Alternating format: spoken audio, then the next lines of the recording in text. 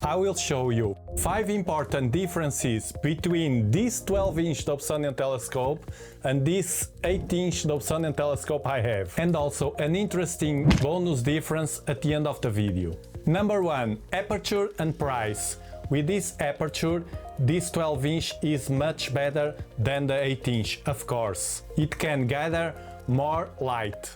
The 8-inch, being a smaller aperture, will gather less light than the 12-inch. However, the price is higher in the 12-inch rather than 8-inch, so that's one thing that you have to take account. Especially if you are on a budget, remember that after buying a Dobsonian telescope, you will want for sure to buy eyepieces for visual or other extras, or a camera for AAA astrophotography, an equatorial platform if you don't have a tracking system. So in the price the 8-inch wins, but in the aperture the 12-inch blow it away.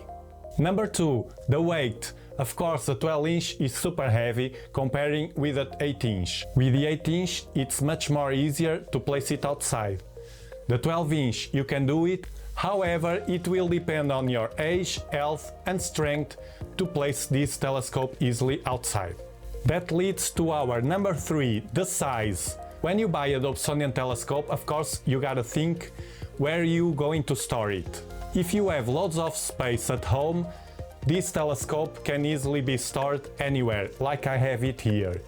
However, this one, the 8-inch, it's much better if you live in a small apartment, so take this in account. Besides, the size is also important when you're going to travel with your telescope. And that's our number 4, portability. Of course, the 8-inch is much more portable than the 12-inch Dobsonian.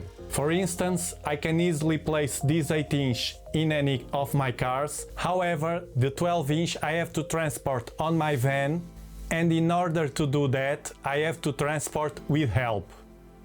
I can't do this alone. Well, actually I can. I just don't want to risk to fall on the stairs with this huge telescope and broke something in my body or even also the telescope. Not worth it. Number 5. The balance. The 8-inch is much less sensitive to the wind, and because of that it's much easier to track. That means if it's too windy, the 12-inch will shake a lot. It will mess with the equatorial platform tracking, thus it will mess with the imaging sessions. Also, for visual observations, it is important that at high magnifications you have your Dobsonian as quiet as possible to get more detail of the objects in the sky. And as a bonus, this 8-inch has an advantage over this 12-inch, which is the field of view and the coma. You know that using a Dobsonian telescope with an eyepiece, usually you have some coma at the edges. That means the stars are not pinpoint at the edges of the field of view. To solve that, in my 12-inch telescope f5, I bought a coma corrector. By the opposite, the 8-inch, being f6, doesn't have almost coma at all. And being more forgiven, allow me to use a cheap focal reducer without having much aberrations at the edges, which doesn't happen with my 12-inch Dobsonian. To watch and understand better what I'm talking about, check on this video I have on the screen, where you can see the difference with or without a focal reducer. And if you found all this information valuable, please give a thumbs up to this video. I see you there.